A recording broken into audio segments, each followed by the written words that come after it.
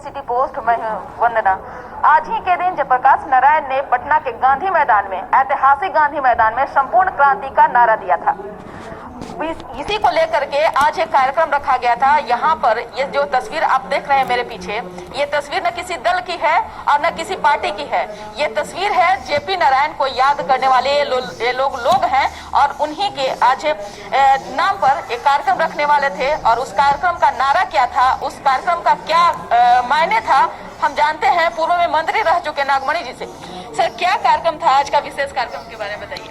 देखिए, आज के दिन ही 5 जून को बाबू जयप्रकाश नारायण ने, जो उस समय की सरकार कांग्रेस की तानाशाही सरकार थी, उसके खिलाफ उन्होंने ऐलान किया था क्रांति का। और आज के तारीख में नीतीश कुमार से बड़ा तानाशाह कोई मुख्यमंत्री देश में नहीं है। सभी राज्यों के मुख्यमंत्री जो मजदूर थे, लेबर क्लास थे, प्रवासी, सब अपने राज्यों के मजदूरों को, काम करने वाले लोगों को गाड़ी और बस इंतजाम करके खिला पिला के उनको घरों में पहुंचाने काम किए। और लाखों लाख मजदूर हजारों हजार किलोमीटर से पैदल चल के अब बिहार बॉर्डर पर लोग आए हैं। और नीतीश कुमार ने कहा कि इंटर नहीं करने देंगे। लगता है कि नीतीश कुमार का जमींदारी चलता है। ये डेमोक्रेसी है और ये परमानेंट कोई मुख्यमंत्री नहीं रहता है। नीतीश कुमार को अगर घमंड है कि हम परमानेंट रहेंगे, तो मैं ऐलान करता हूँ इस बात को कि आज हम लोग संकल्प लिया है कि आगामी 25 जून को जो इमरजेंसी लगा था, तमाम जो सेकुलर लोग हैं, जो एनडीए के खिलाफ हैं, तमाम लोग को एकजुट करके, और हम समझते हैं कि इस महीना में एट एनी कॉस्ट बिहार में कोई न कोई ऐसा विकल्प बनेगा जो बिल्कुल एनडीए के खिलाफ जबरदस्त मोर्चा बनेगा। और हम लोग 25 जून को काफी बड़े पैमाने पर ये कार्यक्रम करेंगे, जिसमें बिहार की जनता को भी पता चल जाएगा कि अब वास्तव में जो बीजेपी और नीतीश कुमार की सरकार है, इसका बिहार में विकल्प बन गया है। उस कार्यक्रम के जरिए क्या कुछ बदलाव आप लाना चाहते हैं बिहार में? देखिए, जयप्रकाश नारायण जी का संपूर्ण क्रांति मतलब व्यवस्था में परिवर्तन, लेकिन जिस तरह के लोग मुख्यमंत्री बिहार में बना, वह अपना अपना सत्ता कायम किया।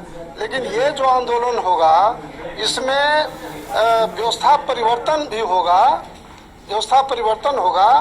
और बिहार कैसे डेवलप करे, बिहार हिंदुस्तान के सभी राज्यों से सुप्रीम राज्य बने, उसका रूपरेखा के आधार पर। और सौभाग्य से मैं कहना चाहता हूं कि जल्द जो एक देश के बहुत बड़े नेता हैं, वो इस आंदोलन का बिहार में नेतृत्व करेंगे। नागमणि जी, मेरा कहना है कि इस मोर्चा के जरिए कहीं आप तीसरी पार्टी का ऐलान तो नहीं करेंगे? देखिए, वो तो तमाम जो लोग हैं, जो नीतीश कुमार और बीजेपी से त्रस्त हो गए हैं, तमाम लोग मिल करके और हम लोग रूपरेखा तैयार करेंगे। और नो डाउट कि ये जो नीतीश कुमार का तानाशाही जो सरकार है, उसको बिल्कुल खत्म करेंगे। डंके के चोट पर मेरा ऐलान है। जी, अभी जिस तरह से बिहार में राजनीति हो रही है, लोग पोस्टरबाजी भी अब शुरू हो गया है इनकम टैक्स पे, और अमित शाह जनसंवाद करने वाले हैं, तेजस्वी यादव उसका पलटवार करते हुए गरीबी अधिकार दिवस मनाने वाले हैं। क्या कहेंगे सर? देखिए, वो तो उनके पार्टी का कार्यक्रम है, वो हर पार्टी को अधिकार है अपनी अपनी बात रखने का। बाकी हम लोग का जो मिशन है, वह है नीतीश और बीजेपी की सरकार है, उसके खिलाफ हम लोग को मोर्चा बनाना है। जी बिल्कुल। तो अभी हमारे साथ हैं पूर्व मंत्री रह चुके नगेंद्र सिंह भी। जी सर, आज का जो कार्यक्रम था, उसका मेन उद्देश्य क्या था? मेन उद्देश्य था कि जयप्रकाश नारायण जी ने आज के ही दिन पटना के गांधी मैदान में पूरे आंदोलन को एक नया रूप दिया था। आंदोलन की शुरुआत हुई थी कुछ चंद विद्यार्थियों के और आम लोगों के मुद्दों को लेकर, लेकिन उस आंदोलन को पूर्ण रूपेण उन्होंने संपूर्ण क्रांति के रूप में उन्होंने लंबी व्याख्यान दी। वो किताब भी है वो और उसमें सारी चीजें आ जाती हैं। अगर उस तरह की बातें समाज में हो और ऐसा समाज बने तो जिन सवालों को लेकर हम लोग लड़ रहे हैं उसके लिए कोई स्थान नहीं होगा, भ्रष्टाचार के लिए कोई स्थान नहीं होगा, गरीबी अमीरी के बीच के फासले को मिटाने के लिए कोई स्थान नहीं होगा। विशुद्ध समाजवादी व्यवस्था और अहिंसक जाति धर्म से ऊपर उठकर आर्थिक, सामाजिक, राजनीतिक तमाम क्षेत्रों में एक नई क्रांति करके आजाद भारत में एक नई व्यवस्था कायम करना, जो गांधी जी ने छोड़ा था जिस सपने को, उस सपने को आगे बढ़ाने के लिए लोकनायक जयप्रकाश नारायण ने वो सपना गढ़ा था। वो सपना चल नहीं पाया। 5 जून को उन्होंने किया। 1 साल तक हम लोग उस पर प्रयोग करना शुरू किया, प्रशिक्षण का कार्य चलने लगे, लोग उस पर बहस होने लगा और आंदोलन भी चलता रहा। और अगले साल 25 जून को 75 में ही हुआ था, 76 में इमरजेंसी, 75 में 5 जून के बाद 25 जून की रात में 20 दिनों के बाद आपातकाल की घोषणा इंदिरा गांधी ने कर दी। जब देखा कि देश की पूरी जनता इस जयप्रकाश नारायण के साथ है तो उससे बचने के लिए और जुबान दबाने के लिए, लोगों को आतंकित करने के लिए अखबारों पर बंदिश लगा दी, रेडियो टीवी पर बंदिश लगा दी, तमाम चीजों पर बंदिश लगा दी और आपात सभा, मीटिंग, जुलूस पर सब जयप्रकाश जी को गिरफ्तार किया और देश के सारे विपक्षी नेताओं को गिरफ्तार कर लिया गया। उसके बाद की आगे तो सारी चीजें आप सब जानती हैं।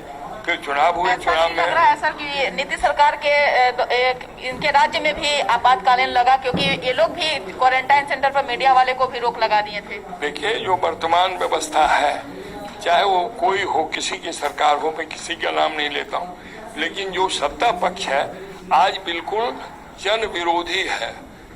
चाहे राज्य की हुकूमत हो या देश की हुकूमत हो, दोनों के दोनों आज तानाशाही, व्यक्तिवादी, जातिवादी, सांप्रदायिकवादी, जितनी चीजें हो सकती हैं, जितने अवगुण हो सकते हैं, उन गुणों से भरपूर और पूंजीवादी व्यवस्था को मजबूत करने के लिए आम आवाम, गरीब, गुरबा, मध्यम क्लास, निम्न क्लास के लोगों का, किसान, मजदूर, बेरोजगार, नौजवान, उनकी चिंता इनको नहीं है। इनको अपनी कुर्सी की चिंता है।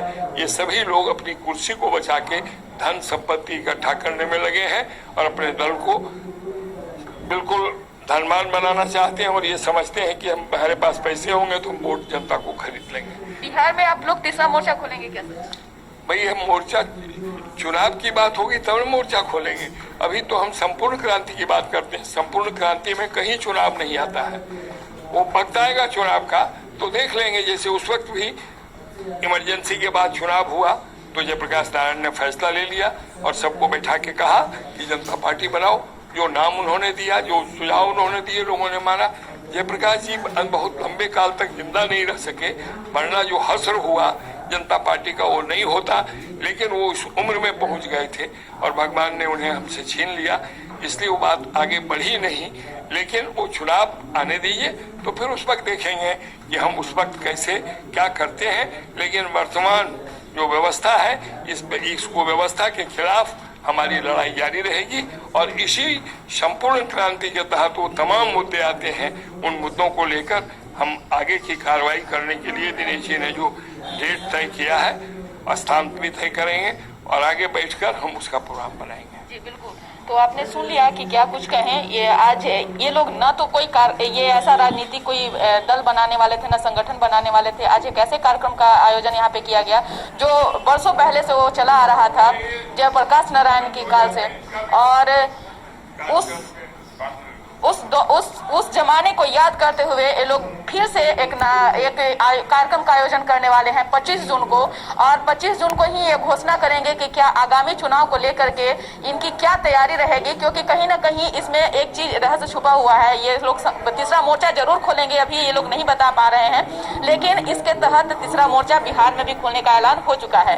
तो इस खबर बस इतना ही। अगर आपको हमारी खबर अच्छी लगे इसे अपने दोस्तों के साथ शेयर करें, हमारे चैनल को सब्सक्राइब करें, बेल आइकन जरूर दबा दें। आपका सहयोग समर्थन लगातार सिटी पोस्ट को मिल रहा है, आगे भी बनाए रखें। साथ ही सिटी पोस्ट के फेसबुक और ट्विटर दोनों को फॉलो करें, लाइक करें। धन्यवाद।